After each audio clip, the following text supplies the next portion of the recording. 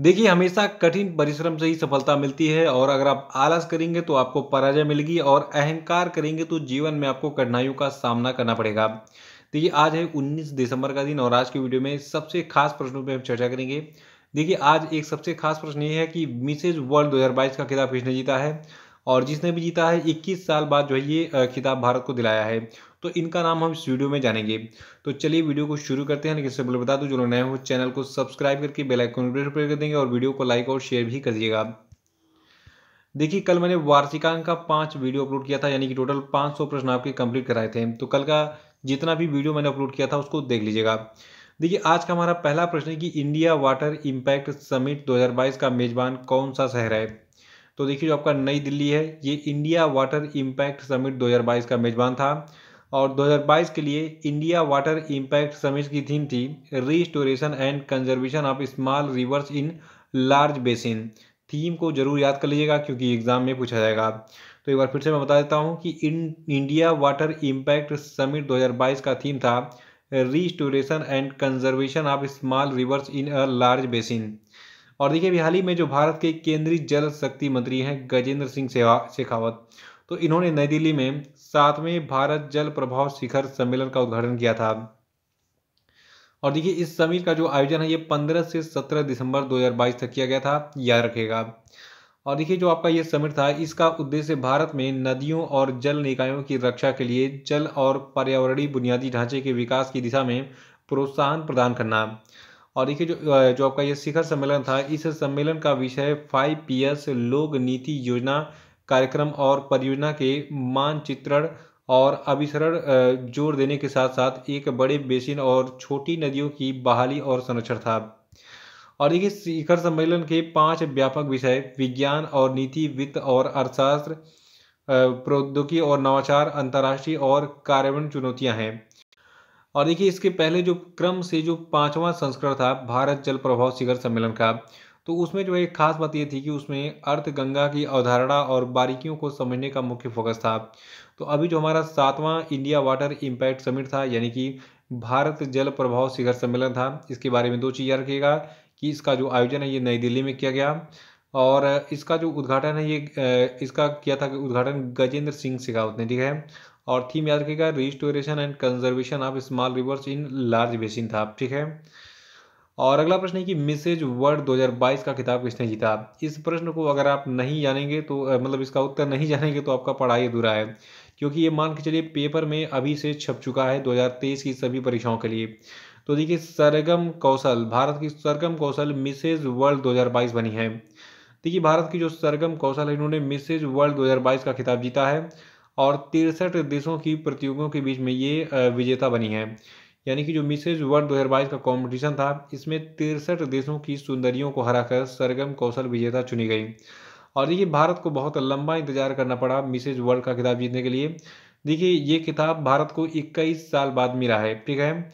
देखिए, अमेरिका की Mrs world जो 2021 थी, यानी कि पिछले साल की जो मिसेज वर्ल्ड थी साइलिन फोर्ड, इन्होंने 18 दिसंबर की शाम Westgate Las Vegas resort and casino में जो है आयोजित एक कार्यक्रम में मुंबई की सरगम कौशल को मिसेज वर्ल्ड 2022 का खिताब पहनाया।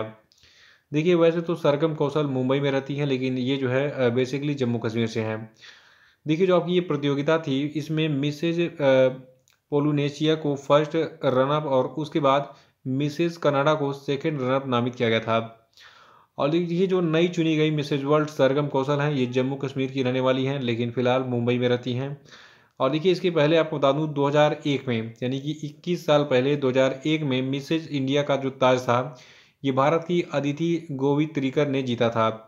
और 21 साल बाद फिर भारत का इंतजार खत्म हुआ, सरगम कौशल ने जो है फिर एक बार भारत का सम्मान वापस दिलाया मिसेज वर्ल्ड 2022 का कंपटीशन जीतकर।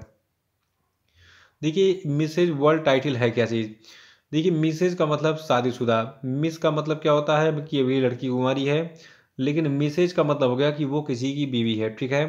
तो मिसेज वर्ल्ड जो है ये विवाहित महिलाओं की पहली सौंदर्य प्रतियोगिता है और इस पेजेंट की कल्पना 1984 में की गई थी और इसकी जड़ें मिसेज अमेरिका पेजेंट से जुड़ी हैं। देखिए, शुरुआत में इस पेजेंट को Mrs woman of the world नाम दिया गया था, लेकिन इसे 1988 में मिसेज वर्ल्ड के रूप में जाना जाने लगा और इसमें सबसे अधिक विजेता अमेरिका की हैं।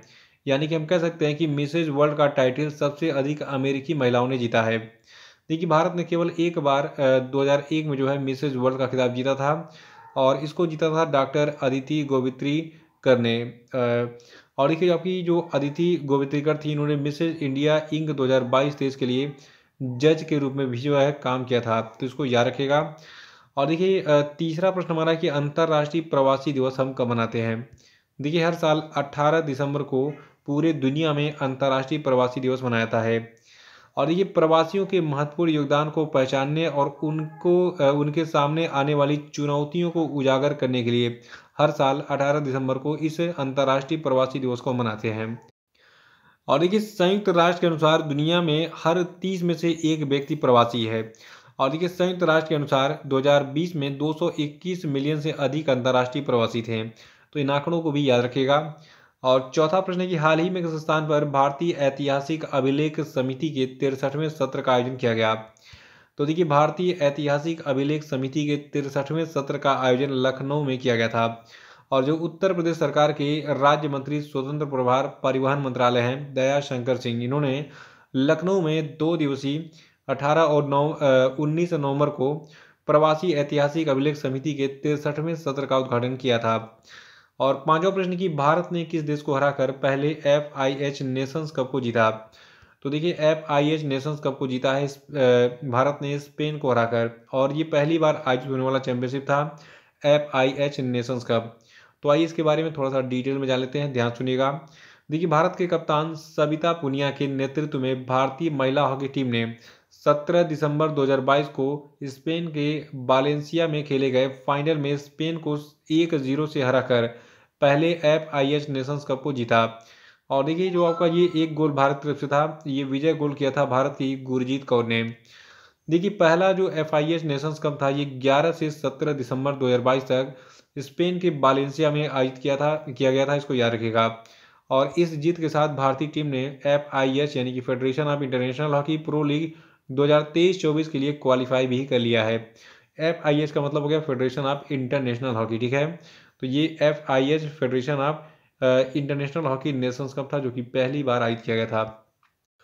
और छठवां प्रश्न की अभी हाल ही में भारत ने 18 दिसंबर को किस स्थान के नौसेना डॉकयार्ड में अपने नवीनतम स्टील्थ गाइडेड मिसाइल विध्वंसक युद्धपोत जिसका नाम है INS मोर्मुगांव, इसको कमीशन किया। तो देखिए INS मोर्मुगांव को मुंबई में कमीशन किया गया है, जो कि कुछ इस प्रकार से दिखता है। देखिए भारतीय नौसेना का जो प्रोजेक्ट 15B है, इसके तहत इस INS मोर्मुगांव को बनाया गया है। और ये इस प्रकार का दूसरा युद्धपोत है जो प्रोजेक्ट 15B के तहत बनाया गया है। देखिए प्रोजेक्ट 15B के तहत बनने वाला जो पहला युद्धपोत है, इसका नाम है INS विशाखापत्तनम, जिसको पिछले साल नवंबर 2021 में मुंबई में कमीशन किया गया था। और देखिए एक सबसे खास बात, इस INS मोर्मुगांव को किसने बनाया है। तो देखिए ये स्वदेशी रूप से भारतीय नौसेना के युद्धपोत डिजाइन ब्यूरो के द्वारा डिजाइन किया गया युद्धपोत है। और इसका जो निर्माण है ये मझगांव डाक शिप बिल्डर्स ने किया है। तो मझगांव डाक शिप बिल्डर्स लिमिटेड के द्वारा INS मोर्मुगांव का निर्माण किया गया है, याद रखिएगा। ये एग्जाम में जरूर पूछा जाएगा, क्योंकि इसके पहले भी बहुत सारे युद्धपोतों का निर्माण जिस कंपनी ने किया था उस कंपनी का नाम एग्जाम में पूछा गया था। तो INS मोर्मुगांव का निर्माण किसने किया है, मझगांव डाक शिप बिल्डर्स लिमिटेड ने। और देखिए कुल 7400 टन के विस्थापन के साथ 163 मीटर लंबाई और 17 मीटर चौड़ाई वाले जहाज को भारत में निर्मित सबसे शक्तिशाली युद्धपोतों में से एक माना जा रहा है। तो INS मोर्मुगांव के बारे में डिटेल्स याद रखेगा। और अगला प्रश्न है कि हाल ही में किस राज्य के तंदूर की लाल चना दाल को जो है GI टैग मिला। देखिए कल थोड़ा सा मिस्टेक ये हो गया था कि तेलंगाना की जगह मैंने से दूसरे राज्य का नाम ले लिया था। तो अभी याद रखिएगा कि तेलंगाना का जो तंदूर का लाल चना दाल था, इसको ज्योग्राफिकल इंडिकेशन टैग मिला है, ठीक है। तो हो जाता है कभी कभी, लेकिन उसको मैं सुधार भी देता हूँ, तो सभी लोग उस पर ध्यान जरूर देंगे, ठीक है। देखिए अभी हाल ही में केंद्रीय वाणिज्य मंत्री पीयूष गोयल ने 13 दिसंबर को GI रजिस्ट्रेशन सर्टिफिकेट शेयर किया था, जिसमें असम का जो गमोचा है, तेलंगाना को जो तंदूर का लाल चना दाल है, और लद्दाख से खुबानी की एक वैरायटी है, इसको सरकार से ज्योग्राफिकल इंडिकेशन का टैग जो है मिला है। और देखिए ministry of commerce and industry के अनुसार 14 दिसंबर को बताया गया कि अब भारत में GI टैग का जीआई टैग हासिल वस्तुओं का जो संख्या है ये 432 हो गया है। तो हमने सुधार कर लिया गलती का। और देखिए गलती को सुधार जरूर करना चाहिए, शर्माना नहीं चाहिए, ठीक है। जो व्यक्ति अपनी गलतियों को छिपाएगा वो आगे नहीं बढ़ पाएगा। अगर मेरे अंदर कोई कमी है तो मुझे बताइए, आपके अंदर कमी है तो मैं बताऊंगा। अपने आस पड़ोस से, अपने घर वालों से पूछिए कि मेरे अंदर क्या कमी है जिसको मैं सुधार करके आगे बढ़ सकता हूँ। तो ऐसा करेंगे तो आप जो है आगे बढ़ जाएंगे, ठीक है। और देखिए एग्ज़ाम में भी क्या होता है कि जब आप कम स्कोर करते हैं, आप सोचते हैं यार मैं 100 में से जो है 25 नंबर ही ला पा रहा हूँ, आखिर मेरे अंदर क्या कमी है। तो अपने कमियों को झांकिए और कमियों को ज्ञात करके उनको सुधार कीजिए, फिर 100 में आप 100 नंबर पा जाएंगे। देखिए वैज्ञानिक पत्रों के प्रकाशन में भारत विश्व स्तर पर किस स्थान पर है, इसका उत्तर बताइए। देखिए मैं बताता हूँ कि वैज्ञानिक पत्रों के प्रकाशन में, यानी कि रिसर्च पेपर्स के प्रकाशन में भारत पूरी दुनिया में तीसरे नंबर पर है। देखिए चीन सबसे अधिक संख्या में रिसर्च पेपर पब्लिश करता है, ये दुनिया में नंबर 1 है। और अमेरिका जो है ये इस सूची में दूसरे स्थान पर है। देखिए इसके अलावा भारत अब जो है विज्ञान और इंजीनियरिंग के क्षेत्र में पीएचडी की संख्या के मामले में पूरी दुनिया में तीसरे स्थान पर आ गया है। तो भारत में विज्ञान और इंजीनियरिंग यानी कि साइंस एंड इंजीनियरिंग के पीएचडीओ की संख्या में जो है तीसरे स्थान पर है पूरी दुनिया में। 9 प्रश्न की हाल ही में केंद्रीय विज्ञान और प्रौद्योगिकी मंत्री जितेंद्र सिंह, जो कि सीएसआईआर यानी कि वैज्ञानिक और औद्योगिक अनुसंधान परिषद के उपाध्यक्ष भी हैं। तो इन्होंने अभी हाल ही में एक स्थिति से 1 वीक 1 लैब देशव्यापी अभियान शुरू करने की घोषणा की है। तो देखिए जो आपका ये 1 वीक 1 लैब देशव्यापी अभियान है, ये जो है 6 जनवरी 2023 से शुरू होगा। और देखिए अभी हाल ही में डॉक्टर जितेंद्र सिंह ने नई दिल्ली में विज्ञान केंद्र में सीएसआईआर की 200वीं शासी निकाय बैठक को संबोधित करते हुए ये घोषणा की थी। और इसके साथ में खास बात और है, डॉक्टर जितेंद्र सिंह ने जो है इस दौरान सीएसआईआर की नई टैगलाइन, ये टैगलाइन है CSIR the innovation engine of India, launch किया। देखिए यहाँ पे एक चीज़ फोकस कीजिएगा कि सीएसआईआर का जो नया टैगलाइन है ये क्या है। ये टैगलाइन है CSIR the innovation engine of India. ये भी एग्जाम में पूछा जाएगा। और 10वां प्रश्न है कि भारत और श्रीलंका कब जो है ये कांके संथुई बंदरगाह और पौंडीचेरी के बीच में नौका सेवा शुरू करेंगे। तो देखिए इंडिया और श्रीलंका के बीच में नाव की सुविधा शुरू होने जा रही है, नौकायन सुविधा शुरू होने जा रही है। और ये जो है जो नाव की सुविधा है ये श्रीलंका के कांके संथुराई बंदरगाह और भारत के पौंडीचेरी के बीच में शुरू होगा जनवरी 2023 में। देखिए श्रीलंका के बंदरगाह नौवहन और नागरिक उड्डयन मंत्री जो है इनका नाम है नीमल सिरिपाला डी सिल्वा। तो इन्होंने हाल ही में बताया कि श्रीलंका के जाफना जिले में स्थित जो आपका कांके संथुराई बंदरगाह है और जो आपका पुदुचेरी में जो आपका कराईकल बंदरगाह है, इन दोनों के बीच में एक यात्री नौका सेवा जनवरी 2023 से शुरू होगी। यहाँ पे देखिएगा स्थानों का नाम याद रखेगा कि जो आपका श्रीलंका है, श्रीलंका का एक जिला है जाफना जिला। तो श्रीलंका के जाफना जिले में स्थित कांके संथुराई बंदरगाह से जो है पुदुचेरी के कराईकल बंदरगाह के बीच में ये यात्री नौका सेवा शुरू होगी। यानी कि आप नाव से भी श्रीलंका की यात्रा कर सकेंगे पुदुचेरी से। और 11वां प्रश्न की हाल ही में किसे फिर से आयरलैंड का प्रधानमंत्री बनाया गया। देखिए भारतीय मूल के एक व्यक्ति हैं लियो वाराडकर, ठीक है। ये दूसरी बार जो है फिर से जो है आयरलैंड के प्रधानमंत्री बन गए हैं। देखिए भारतीय मूल के लियो वाराडकर को 17 दिसंबर 2022 को दूसरी बार आयरलैंड गणराज्य के प्रधानमंत्री के रूप में चुना गया है। और इन्होंने माइकल मार्टिन की जगह ली है जिनकी पार्टी ने 2020 में लियो वाराडकर के पार्टी के साथ एक गठबंधन समझौते के तहत ये व्यवस्था की थी। और देखिए माइकल मार्टिन अब उप प्रधानमंत्री के रूप में विदेश मंत्री के रूप में काम करेंगे, यानी कि 2 पद संभालेंगे, उप प्रधानमंत्री का और विदेश मंत्री का। और लियो वाराडकर जो है ये प्रधानमंत्री का काम करेंगे आयरलैंड में, ठीक है। तो ये थे आपके आज के सभी धमाकेदार और मोस्ट इंपॉर्टेंट प्रश्न। और देखिए वार्षिकांक का वीडियो आपको कैसा लग रहा है कमेंट बॉक्स में बताइए और उसको देखते रहिए, पीडीएफ वगैरह डाउनलोड करते रहिए, पढ़ते रहिए, सफल होते रहिए। मेरी हार्दिक शुभकामनाएं, मेरा आशीर्वाद आपके साथ है। और अब आपको जवाब देना है आज के सभी क्वेश्चन रेखा। देखिए आज का पहला प्रश्न है कि हाल ही में टोक्यो ने किस वर्ष के बाद बनने वाले नए घरों के लिए सोलर पैनल को अनिवार्य बनाया, बताइए। टोक्यो जापान की राजधानी है, ये पता होगा आपको। और देखिए 2023 में आयोजित होने वाले पुरुष हॉकी विश्व कप 2023 का आधिकारिक भागीदार कौन बन गया, बताइए।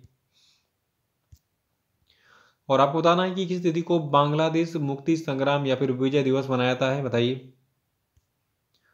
चौथा प्रश्न है कि हाल ही में भारत को किस देश से राफेल का 36वां और आखिरी विमान मिला, बताइए। और पांचवा कि इंग्लैंड के सबसे युवा टेस्ट क्रिकेटर कौन बने, बताइए। और अब मैं आपको बताऊंगा कल के पूछे गए सभी क्वेश्चन के क्षेत्रों की। देखिए, हाल ही में सूर्य किरण अभ्यास का आयोजन किया गया था, जो कि भारत और नेपाल के बीच का एक संयुक्त सैन्य अभ्यास है। और इसके बारे में डिटेल्स परसों की वीडियो में आपको मिल जाएंगी। और देखिए, अभी हाल ही में जो है यूनाइटेड नेशन ने भारत की नमामि गंगे पहल को टॉप 10 वर्ल्ड रेस्टोरेशन फ्लैगशिप में स्थान दिया था। और देखिए, इंडिया वाटर इम्पैक्ट समिट 2022 का उद्घाटन गजेंद्र सिंह शेखावत ने किया था। और अभी हाल ही में भारत ने बैलिस्टिक मिसाइल अग्नि 5 का एक और सफल परीक्षण किया है, जिसकी मारक क्षमता 5000 से 5500 किलोमीटर है। और देखिए, अभी हाल ही में स्पाइस जेट ने GMR दिल्ली एयरपोर्ट का safety performer of the year का अवार्ड जीता है। तो इसी के साथ आज का वीडियो समाप्त होता है। जय हिंद।